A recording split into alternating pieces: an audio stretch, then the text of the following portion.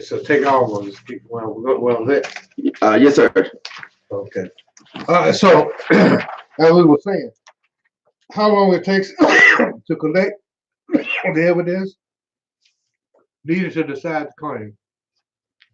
Well, as I said, if you got the information on your CD disc from the beginning, that information is readily available. So it shouldn't take long. The biggest problem you got with that is depending on the volume of evidence or depending on the volume of information that's in your military personnel file or military medical file will determine how long it's going to take to gather the information.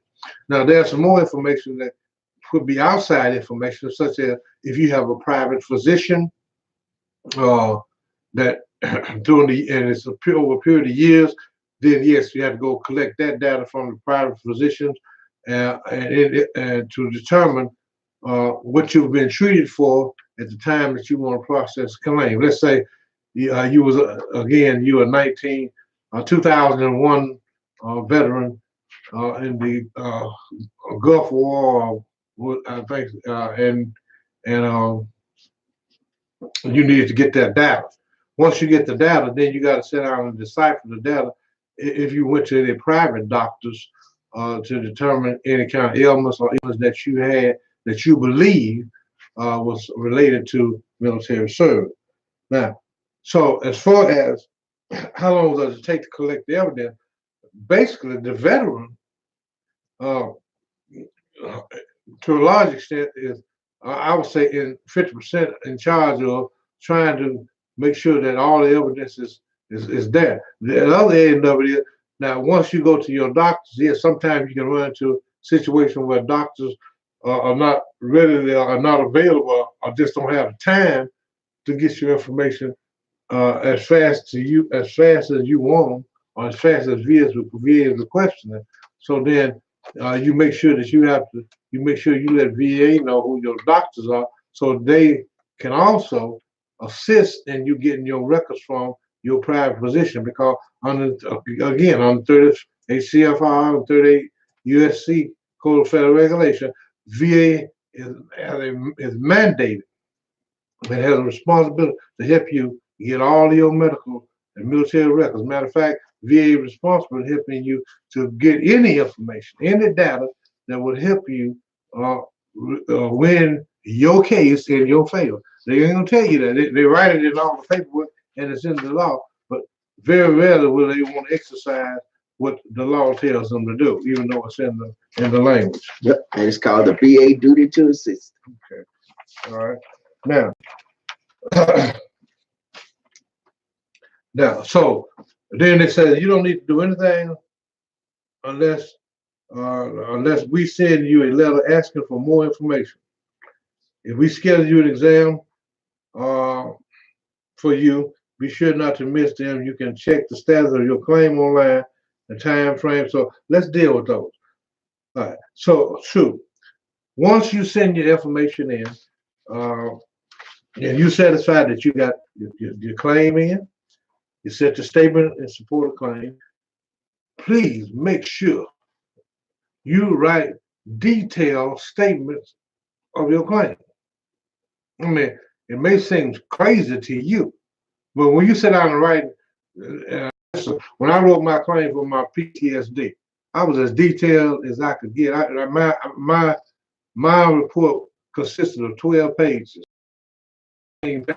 Why? Because I went back and I wrote down everything that I could remember that occurred to me while I was in the Army and while I was in the military. When I put all that together, sent it to VA, I went to see when I went to do my CNP, because once you do your statement of support of claim, VA must then set up you a CNP, which is a compensation and pension examination. They have to do that and determine or make a decision whether you tell them the truth. If they don't do a CNP examination on you, VA has not satisfied the duty to assist you. Okay? They have not satisfied anything else under 38 CFR Code of Federal Regulations to adjudicate your claim, because they have not done what they are supposed to do. So send your report in. Make sure your report is detailed and that is and as exhaustive as it can be, so that you can get everything covered.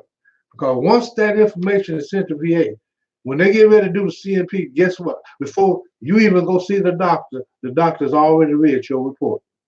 So if you got 12 pages, if you got 25, you got 100 pages, when before you get to the doctor at the CNP, they're gonna give enough time so that before they set that appointment and send it to you, so that the doctor will have read your report. That is the psychologist or whoever's gonna be that's gonna read your, let's say PSD report. Now, once they do that, when you go in to CNP and make your appointment, now the doctor already has your information. I mean, if you got an extensive and exhaustive report, you're gonna be you will have covered basically everything you need to say regarding your particular claim. Let's say for PTSD. Now, so the doctor's question then are limited. Okay. Now, and the other thing I always tell clients we service, when you get ready to go, when you go to a CNP, take your wife with you if you got a wife. If you ain't got a wife, take someone with you because you need a witness. All right. It may sound crazy, but you need a witness that so when you're sitting there giving your statement to the doctor, there's someone that can verify this is what I said to the doctor.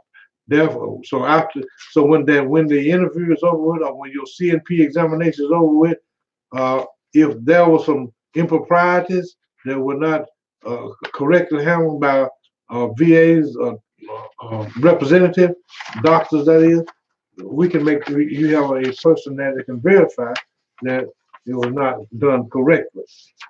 So let me get back to getting back to where when that report, when you go to the CNP examination, I found that if you send the information in, instead of you having to sit in a CNP examination for an hour or 2 hours, you can cut that thing down to 15 minutes or less, because the doctor already knows what you get.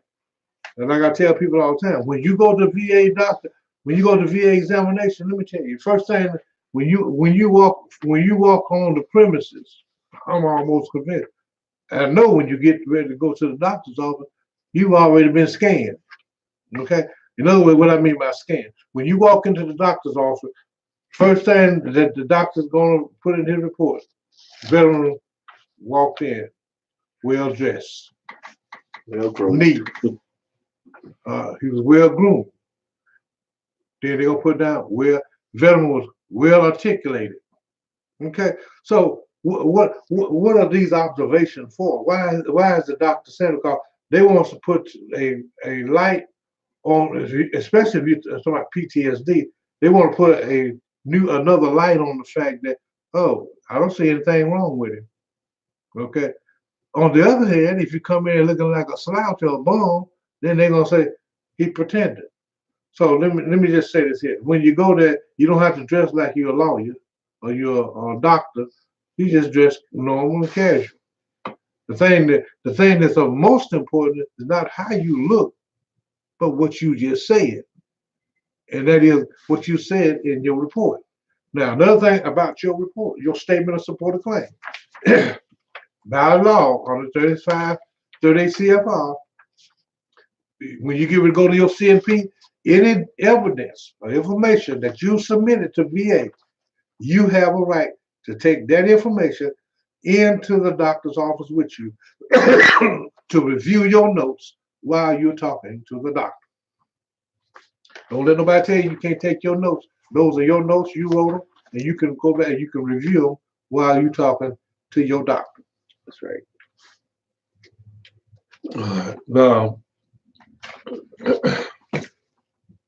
Now, the other thing that they said, be sure of this, because we found a lot of veterans in what we do. We found a lot of veterans taking upon their own self to decide when they get a VA examination, I don't feel like going today.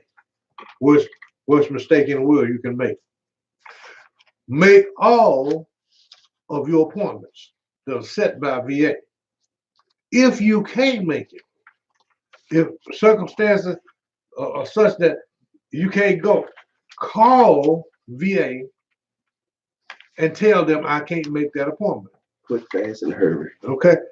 And he said, quick, fast, and hurry. And at the same time, when you say I can't make that appointment, set me another appointment for this particular issue And that get we that have to mailed deal to with. you. Uh, And get it mailed to you. That's right. Get it mailed. Get that new appointment mailed to you, because it'll also say on there that this appointment was rescheduled. And that won't hurt you as bad as not going altogether. It's hard to recover behind that if you can. All right. Because see, one of the things that we do know, I mean, look, and I've experienced it. I've had back-to-back CFP examinations scheduled, and I go, and I don't miss a one. I don't think I've missed about maybe one or two since I've been doing this. It's been over 10 years. But when I go, if I miss that one, I call them and tell them I'm not going to be able to make it.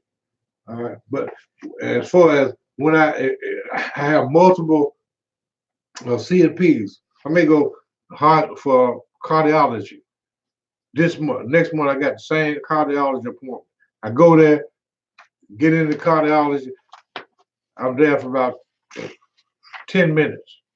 How you feel, Mr. Banks? Oh, everything all right. You all right? You okay? Blah, blah, blah. 10 minutes, I'm gone. Well, fine. You know, only thing it cost me was I had to get up and go over to Memphis. That's my, to the VA Medical Center. I got to sit there, and I may sit there an hour. I'm going to sit in the lobby more time than I'm going to sit talking to the doctor. I understand that, but let me tell you, the process is, if you fail to make those appointments, if you keep canceling those appointments, you are subject to lose your benefits. They will reduce your benefit because you fail to cooperate or you fail to keep an update of what your situation and your current disabilities may be. So you got to make, it's incumbent upon you. If you want to maintain your benefits, you want to maintain to keep your case, if that one's still alive, to keep it rolling so that you don't miss any, pay That's right. You don't miss or a beat. benefits as a result of not a failure to show up for scheduled appointments. Then the other one where it says you can check on your status of your claims. Yes, you can. Because each veteran has what they call an e-benefit Account. Okay. Along with my healthy vet account as well. Okay. Yeah. All right. So now let's go back to say. So now let's get to the other party, brother Ham. It said, what happens if I file a claim? All right. So they go through these statements. What happens if I file a claim? The claim is received by VA. If you file a disability claim on benefits, you'll see a notice from us in your claims list within about 1 hour of replying. That's on e-benefits. That's on e-benefits now. You ain't gonna get that. You ain't gonna get nothing in 1 hour after you file in the mail. It's gonna take, I won't say anywhere from a week or 2 weeks before you get something back by mail. So, because if you file online for increased compensation, you'll get an on-screen message from us after you submit the form. Now, some people rather file online, such as Greg. He's most comfortable filing online. I don't file much online. I file just keep my paperwork, and I shoot everything on paperwork. The online is a quicker process, but I just don't take the time to do it because I'd rather go ahead and send mine in. Once I type up everything, and then I take my data and I send it in. Then I send my data, my evidence, attachments, and I send all that stuff in the mail to VA. Somebody said, well, do we have to send these things in certified mail? I don't recommend. I don't haven't run up on any cases where we send in a letter or a claim and VA has turned and said we didn't get it or denied it. I'm not saying it doesn't happen, but my experience is that if you send a claim in and with your information and data, uh, usually they're gonna get the information and they're gonna get the claim and then they'll respond to you within anywhere from 1 to 2 weeks regarding that claim that you process. Of course, you know, like I said, the computer is faster if you choose to go that route, if you are computer savvy. Now, the other thing that it says, if in the initial review, okay, a veteran service representative will receive your claim or review your claim. It will move to step 3 if we don't need any more evidence to support it. Now, okay. So again, let's get back to the evidence. Evidence is critical. Again, like I said, to cut down on your time of how long it's going to take for you to get your claim adjudicated, at least from your part, you should get that information in as soon as possible. And like I said, on the front end, get your information. When you process the claim, have your statement of claim already written. If you don't know how to write the statement of claim, whoever your VSO officer is, you need to sit down with that VSO officer and talk about in detail.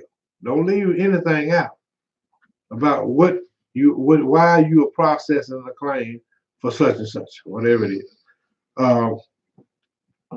And even if you want to write out a prelim statement before you talk to the VSO officer, do that and bring that statement with you to the VSO officer, because basically from the VSO officer then can read your statement and then in his own her own mind determine, do I need to ask this question, that question, to help fill in what needs to be filled into the process.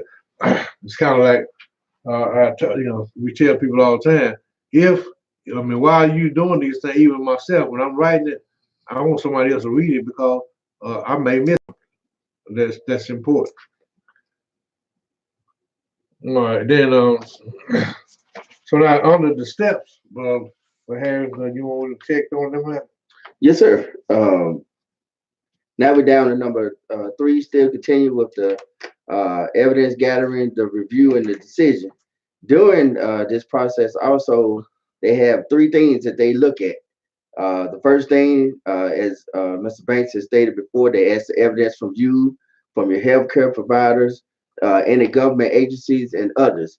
And others also, you went to therapy at Methodist University, and what type of therapy did you get? How long were you there? So on and so forth. Everything pertaining to that therapy, you want to let the VA know about it so they can fill out the form 21-4142, which is giving them permission to get your information. And then there's the second their form to that, 21-4142A, where you will list all your providers and the dates that you was there from beginning to end, and you send it in and they can get that information. Then they'll take all this information and review it. They will review what you sent them, review what does the 38 CFR say, put it together to either grant or deny your claim. And then the third part of that, they will make a decision. And once that decision is made, that is not the end all of decision. As Mr. Banks said in the very beginning, just because you get a denial, if you get a denial in the beginning, do not just rest on your laurels and say, well, I got denied, that's it for me. That's not the case. All right, let me comment on that, because we want to stress that clearly. Of many veterans that we've serviced, when we have to go back and say, hey, we hadn't heard from you in about 5 months. What's up? Have you heard anything from VA? Oh yeah, I got a decision back 2 months ago.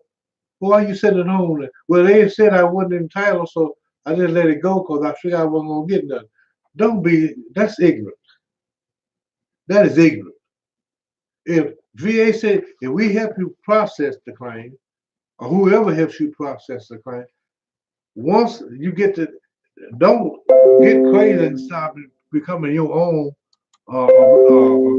representative when you get the information. Bring the information back or carry the information back to the person that helped you get to the point where you are in the claim. Now, you wait a year later, all of a sudden, oh, well, I need to take this back down there to them and ask them what's the situation. Look, Too late. 1 year later, you too late. You get a decision June the 1st, 2018. Come June the 1st, 2019, whatever they said in that claim on June the 1st, 2018, it stands. You have no more rights. It's over. All right.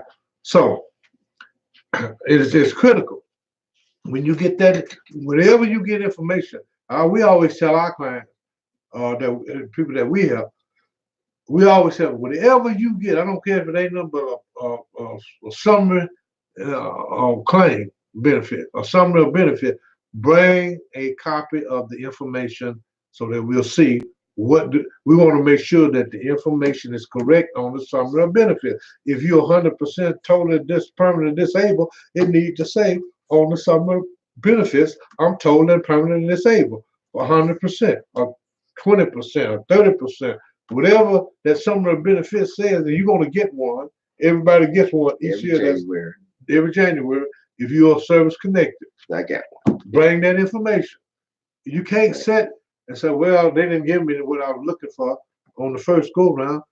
If that's the case, look, I would say 99 out of 100 times that you file a claim, 99% of the time, you ain't gonna get no decision in the first go round. You just ain't gonna do it. The only claim that I know you can get in that you file is a death.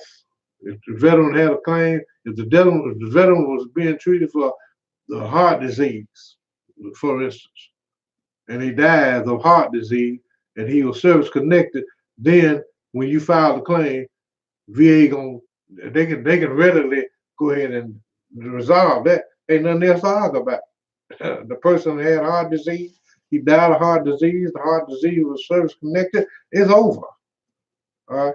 So, but for all these other claims that has not that doesn't have that death ending faculty to it, the thing you have to do is make sure that just because VA said your claim was denied doesn't mean that your claim is not valid or that it is not what's the word I'm looking for? Not appealable. That's right. So you got to appeal the claim. I mean, that's the process. That's the whole part of the process. I would say if everything was kosher like we would like it to be, put your claim together, put your information and your data and evidence together at the same time that you send the claim in, and the VA would follow the law themselves. The biggest problem we got is VA won't even follow the law. They give you these rubber stamp answers, and then we got to fight like hell from the time that you process the claim till they get to the BVA, Board of Veteran Appeals in Washington, D.C., which may take 3 years or 5. Then once they get there, the BVA looks at it and says, oh, wait a minute, we're going to remand this back down to the lower courts. So most of the time when you see a remand, it's because what BVA has determined that somewhere during this process, VA didn't get all the information, did not apply the law right. So they remanded back down to the lower step. Now, when they remanded back, VA, the lower steps come up and say, oh, we missed that. Okay. And then you get your claim. So here we done fought it around for 5 years, cheating you out of your benefit. Now we're going to pay it to you one lump sum. Well, getting your money in one lump sum is great, but look, I'm kind of like what Dr. King says, justice delayed is justice denied. So For 5 years, I've been suffering here. My family been suffering. Now you're gonna give me all my money at one time. You can't take back the suffering I had to suffer through for 5 years, nor what my family had to suffer through for 5 years. So it's important, and it's incumbent upon you as the veteran or the claimant to, whenever you get that information, bring whatever data you have or carry whatever data you have to your representative or the person or the people that are assisting you in the process of your claim. I mean, if you knew how to do it, hell, you wouldn't have been there in the first place with them people, with your representative. All right. The other thing about evidence, one of the critical aspects of evidence too. Now we've had veterans who not only have their disabilities uh, that they sustained in the military, now has prevented them from being able to be employable. We file the claims for unemployability, and sometimes we get it, and then we have to fight arduously to get that right. Even when the doctor says that this person can't work anymore, VA still sitting around him all around. Well, they probably could go do this, or can they go read to some group or something? I mean, all kind of crazy stuff that they do. But my point is that if you have a condition where you're 100%, okay, or you 80% or 90% disabled. If you're 90% disabled, look, you only got 10% left, and VA him holds on that. Well, he's 90%, but he could go get a job. Who the heck gonna hire you? You 90% disabled. It's unreal that stuff they carry you through. And we're gonna look at some issues one of these days. We're gonna tell you, get some of our people who could tell you these horror stories that they're having to deal with. Person in the hospital for 6 years, can't move, can't talk, can't walk, can't get up out of bed, and VA still sitting around trying to figure out, oh, is he 100% total and permanent disabled? That's crazy, people.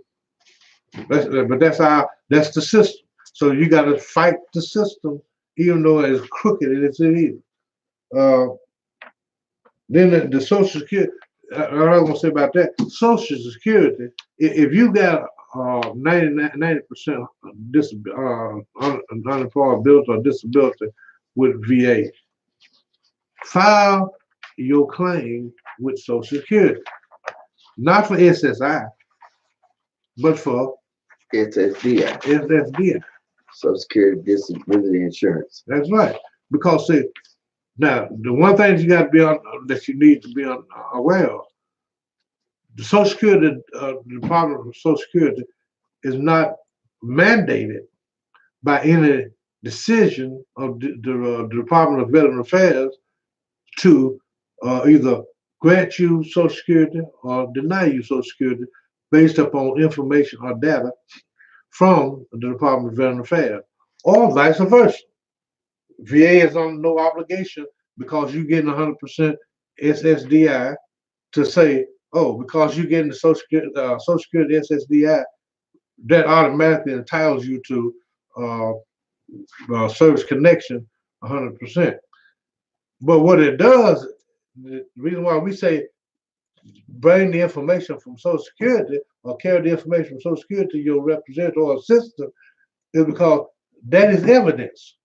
The evidence to show, the Social Security evidence will show that whatever condition you got, if they gave you Social Security disability, they must articulate in their decision why you receive the SSDI benefit, which in turn may be the same condition by which you're going to receive your 100% total disability with the Department of Veteran Affairs. All evidence pertaining to your case is pertinent evidence. Don't say, well, I don't think that's going to work. Well, that ain't for you to decide. That's for the judge to decide. That's right. Okay. All right, Greg, you go review the evidence. All right. Now they done reviewed the evidence, and one of the things I want to go back to and just make it plain as possible. New and material. New and material simply means evidence they have not seen before. You can't go back and get the same doctor to write the same letter that he didn't have that he's written before and submit that. You have to have something that they have not laid their eyes on before. All right, well, let's get into that a little bit further. Okay. Yes, sir. Now, and that's a good point. Whenever a veteran processes a claim and fails to send in a notice of disagreement or fails to abide by the time limitation on any of his claims, and VA summarily discharges that claim, it is no longer valid. Now, it doesn't mean you can't file a claim or refile another claim for that particular disability or illness. So, for instance, if I got PTSD and I sat on my hind end and I didn't get my information in time or didn't send my evidence in like I should have, and I just let it pass by, and 1 year passed by, and now I lost my claim based upon failure to respond to the VA Form 9 within 60 days, which is another way that VA gets veterans out of the system. They have a thing called Form 9. Once you file a notice of disagreement, send it to VA saying, I want to send my case on further, then they'll turn around and send you another form, and VA Form 9. And basically what they're saying, are you sure you want to do this? And then in that, you got a 60-day time limit. On the other, the process prior to the Form 9, you have 1 year for you to put your appeal to put your what is it? Notice of disagreement. Put your notice of disagreement in. Now, so you've already put your notice of disagreement in 1 month, 2 months, next month, 2 months later, send you a form called a VA Form 9, saying, are you sure you really want to do this? Okay. But they use the premise, what they call a statement of the case. And most people, once they get that statement of the case, they don't realize that if you don't respond to that statement of the case within 60 days, you lose all your claim benefit right. Now, once you lose all your claim benefit right, in order to get that claim reactivated, now you must file a new claim. And as Brother Harris said, you must have, in order to, when you process the new claim, new and material evidence. Well, let's try to identify some. The one that I know of, the best one I know of, in order to prove the VA that you had new and material evidence, of course, you can't use the evidence that you had in your military records, even though it's still the same records. You can't use any other arguments that you already presented. So what does it mean? I have to, if I've got heart disease, I've got to go back to my doctor, okay, or a new doctor, and say, and my new doctor has to say, I have examined Mr. Banks's record regarding his heart disease, and I have determined that his cardiovascular disease, based upon his service, based upon his records, is service connected. Okay, dumb, isn't it? But you know what? The problem with that is, it's not as easy to go say to a doctor, Doc, I need you to write me a statement saying that you believe, after looking at my records and looking at my condition, that my heart condition is secondary to my military service. You know why? Because doctors don't want to buck the system either. They afraid of VA just like they were. As a matter of fact, they're afraid of the VA what's the name with the doctors. Because they don't want, they think they're going to get in trouble or what it is. I don't know what it is. But we find it very hard for us to get a doctor who will confirm, even after we give them the medical records of a veteran, to say, I have examined this individual. He has cardiovascular disease, and by looking at his military record, I found that he had hypertension, he had heart murmur, he had heart trouble in the military, and therefore I conclude that his heart condition is related to his military service. I mean, It's folks, it's crazy out here. So the only way what you got to do, veteran, you have to make sure you keep up with your stuff, and you got to be timely, timeliness, because that's look the best way. I guarantee. I don't know what the percentage is. I know we can count it here and say on an average, or percentage rate, we can say for the number of claims that we file in this organization or help assist veterans file in this organization, at least 10% of those claims are lost because of the fact the veteran sets on their own laws, they get frustrated. I didn't get what I wanted the first time, so I'm throwing my hat in the ring. I'm gonna take my ball and go home. You can't do that because VA looking for the people, kind of people like that. Because if for everyone that says I'm gonna take my ball and go home and I ain't fighting no more, that's just more money in the coffers for VA. We don't have to pay you. And and it's heart wrenching to see, our veterans out there standing on the sidewalk out there with a cup in his hand, talking about, "Can you give me 25 cents? Can you give me $1? I'm homeless." We got people right here in our city out here homeless who are veterans who were shot and wounded in the war, standing out on the corner begging for dollars because because when they went over to VA, they got treated like a dog and treated so bad they don't even want to go back no more. Go ahead, bro. Yes, sir. Now we did the review, and then we come down to that decision. Now, as we said, they're going to make a decision. Then they're going to make that fourth and fifth step. That fourth step will be preparation for notification, where they're going to get down and review the decision that they made. Before they send it out to you, they're going to say that we, the VA, make a fair decision for this veteran. And if so, then they're going to get it ready to mail to you.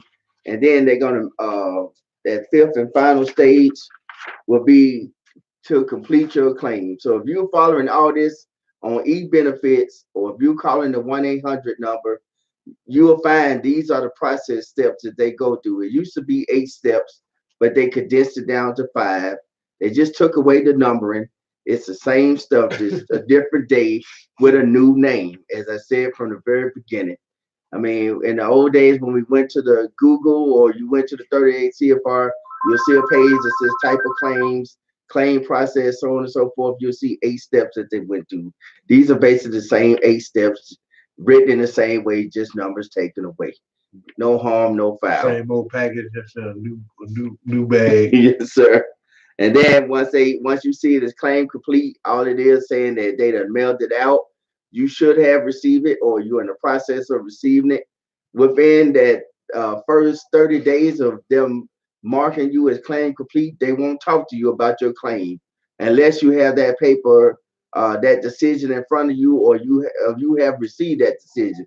Now, I've thought that was a very strange thing too, because I've seen a lot of veterans come back and money showed up in their account, and they're like, "Well, what is it for?" I can pretty much guess about what it's for, depending on the amount that you have put in your account and the monthly amount that you're going to receive. Now, what's difficult about that is that, well, I can't tell you exactly what it is, so I'm gonna call it a 1-800 number, and they say, "Well, VSO Harris, you assisted Mr. Banks, and he has a letter that he should have received 7 to 10 days, business days ago, telling him what it was for. But you telling me that he did not receive the letter. So since he didn't receive the letter, I have to remail it to him. And no, I cannot tell you over the phone what it is. So if you put in for your initial claim, even worse, if you put in for an increase, you don't know if you got it or not. You do know that you have money. And if you got denied, it's still, they cannot tell you over the phone. They will not tell you over the phone. So you have to get that letter. So once you get that letter, it's important to you to be honest that you did or you did not get it. If you did not get it, then no harm, no foul to send it out. If you did get it and you misplaced it, I know it may sound a little silly, but that's even great because we can get them to refax it to you or put it back in the mail. At least if you got it, they will tell you the information. But if you didn't get it at all, they won't tell you. That's pretty silly. True that. Well, it's amazing the silly stuff that they do. But, and then the other thing I don't say about that, will have is that most of the time when you call VA, have you somebody there again to witness what you said over that phone.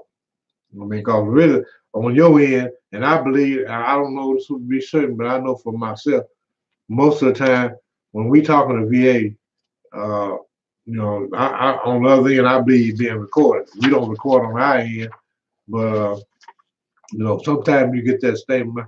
We may be recording. This may be recorded for quality purpose. That ain't for no quality purpose. That's recording to make sure that whatever you said is on record, and they're gonna be on their best behavior. And so, just make sure you keep them consistent with what your disabilities and your claims are. I mean, and I'm gonna tell you, to be honest truth with you, I had one veteran came in, and the guy had 80% disability. He go to the VA on a CNP examination, got over there, doctor, how you feel? Oh, I'm feeling good. Everything all right. I ain't had no problem, blah, blah, this, blah, blah, that. Then the next thing we know, he gets a letter from VA says, we have determined we're going to reduce your claim amount, and you have 60 days in order to respond and tell us why we should not reduce your claim based upon blah, blah, blah, blah. Now, the only reason they did that is because he went over there saying, I'm feeling good, I'm feeling all right. But then you back in my office, when you get the letter saying, what's wrong with these? Is they crazy? Don't you see I'm still got this cast? I'm still walking around this bum leg? Well, you went over there, sir, and told them you felt good and that everything was all right. So VA will send out a letter proposing that your benefits be reduced. So he was getting 80%. He got reduced to 40. Guess what? That's a big jump. That's right. That's a big jump on your disability. Now what we gotta do now is that we gotta file a notice of disagreement, notice reduction. Okay, and got to go back now and argue that he has the same problem and the same severity of condition that he had prior to the last CNP. As I told you before, every veteran, you better recognize when you go in that VA office, those people over there ain't your friend. Those people are on a job. And when you go, the first thing they say, we ain't telling you to go over there and tell no lie, but we telling you, you better be observant of what you say. Because when you walk in that door, as I said earlier, they're sizing you up, well dressed, well groomed, very articulated, seems to have no problem. And the worst of all is when you say, oh, I'm feeling just fine. Yeah? No, because once you do that, and you got some dirty old people out there who work for the VA who are not friendly to veterans. Get real. There are people working for VA that are not friendly to veterans, and these are doctors, nurses, administrators, all of these people. And let me throw this out there as well, kind of as a bonus tip, kind of calm the fears, calm the water, so to speak. So what if the VA doctor told you made an improvement? Per the 38 CFR, per the law that they put into effect, a one-time improvement does not constitute a permanent improvement. Okay. So just because you do tell them you feeling okay, you had a lapse in memory or something to that effect, or no pain that day, that's not a reason for them to reduce your rate. They will try that, but that's not a solid reason to do it. And that further lets you know that here at the visa, we studied the law. We no one person knows it all. Let's be honest about this. There ain't a lawyer out there that know everything. There's no one certain organization, but we just have some who just don't give a hoot and don't study the 38 CFR like we do. That's the reason why we fighting to asking for donations to stay in place, because we are a 501c3 organization. This is the reason why we do what we do. We come in early, we stay late, or we come in at the time we can afford to come in conjunction with our normal hours, because we sit down and we study the law. Just because one thing is going this way, it's not for you to tell Mr. Banks how to do his job. It's not for you to tell Greg Harris how to do his job. It's not for you to tell Mr. Cottrell, Ms. Esmeralda. It is for us. We're here for your benefit, because when it ultimately comes down to it, it is your claim, not our claim, your claim. We're here to assist you. Oh, that's right. I mean, we sat there, my brothers and sisters and comrades, we sat there fighting tooth and nail trying to keep this organization operative. And it's for the basic same reason why we created the organization in the first place, because we knew and we know that there are veterans out there, either by class, by race, or by whatever, who were not being properly cases being adjudicated, or were not even claimed being processed on their behalf or on the behalf of their spouse and their children. I mean, we see it firsthand. That's right. So, and we're here to help you gracefully. Like I said, again, to the last claim, to the last disability, to the last disease, we fight. And the problem is that we can fight only so much to keep these licenses and this gas and all this stuff going, to help all veterans that come through the door. And the worst thing that we find, my sister and my brother, is that if you know, we've had people who receive their benefits and then won't give anything back to the organization. I don't care what organization you're in. If you're in an organization and if you receive compensation over and above at least 100% or 100%, whatever it is, then you ought to be willing to give back to your organization that helped you to put you in a position that where you couldn't even help yourself. But now you are at 100% disability, and we've done that on several occasions. You know, generally we don't. You know, we try to make sure that we are professional, and we make sure that we keep our nose to the grindstone. I mean, we process claims every day. We not, and what I mean by process, that's from filing the claim, notice of disagreement, then we turn around and we do it to the BVA, and we try to keep up with all our scheduling.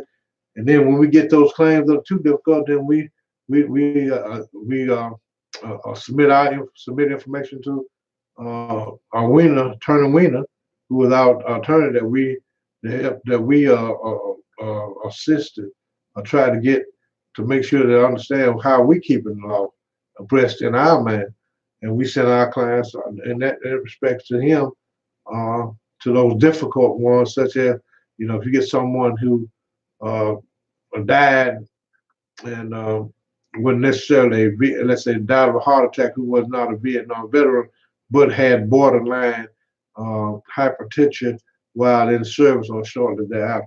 So, I mean, it's a myriad of things that we do to try to, and this is one of them, being on the YouTube, to educate you, to enlighten you about what you should do as a veteran, or if you know someone that is a veteran, who you don't just automatically assume because you don't know the law that this veteran who's out here sick, who's in a debilitated condition, that they do not have any rights on the VA medical program, and just don't assume that they don't have the rights.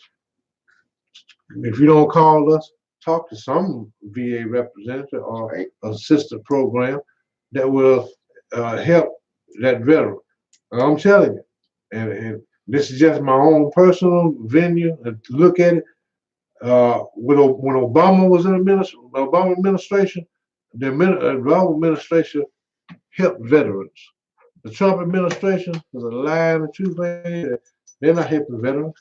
Matter of fact, we've declined in the number of processing of claims as far as adjudication is concerned since he's been in office. I mean, we definitely see a decline in the objective and positive adjudication of claims since the Trump administration. So the fight has gotten even harder, and and you've got to make sure that we keep persevering even in the face of all this uh, uh, denial of these claims that would ordinarily simple claims that would ordinarily be adjudicated in the favor of the veteran. Veterans are getting lowballed. What do you mean lowball? It simply means that if a veteran went in and said, I got sleep apnea, and the VA says, oh, okay, we see you got sleep apnea, whereas it might have been 30% for the condition you got, as the doctors have explained it, they give you 10%. Now you got to fight from 10% to get to the other 20%, which is the max, or maybe the maximum for sleep apnea. Now you got to fight 3 years. So 50 is the max. Don't make sense. So what we're saying, so you have to understand, the war is on, and we ought to be out here in the war. The war ain't over just because you left the physical battlefield. The war now is an administrative and a psychological war that's being fought or being rendered on the veterans that I'm aware of. Well, Craig, I think that's about it for right now. One last thing. If you would like to donate, we're on PayPal. If you like to donate in person, we're here at 500 South Rosser Street, Forest City, Arkansas, 72335. As I stated, we are a non-profit organization, 501c3. We are certified. Visa is certified. The VSO here are certified to care to be here for you to serve your veteran claim purposes. And we have an administrative secretary here as well. See her when you come through the door, or you can call us at 870-494-3005. Okay, and don't forget, what is our site numbers that they can get on? We're on YouTube as the Visa Sun. Type in Visa Sun, Visa Sun in the box, and we have our own website, VisaInc.net. You can go there as well. Spell it out for please. AVESI INC.net for the website, and Facebook. We're on Facebook as well. It's just on there, Visa. And how you know you got the right one, you'll see the first opening credits for the Buffalo Soldiers, and we're cooking with Crisco with that. So come and join us, be a part of us. Come down, see what we're all about. If you want to volunteer your time as well, we appreciate that. We're accepting donations of any kind, and the amount would be gratefully appreciated. And thank you. All right. Without all that, at ease.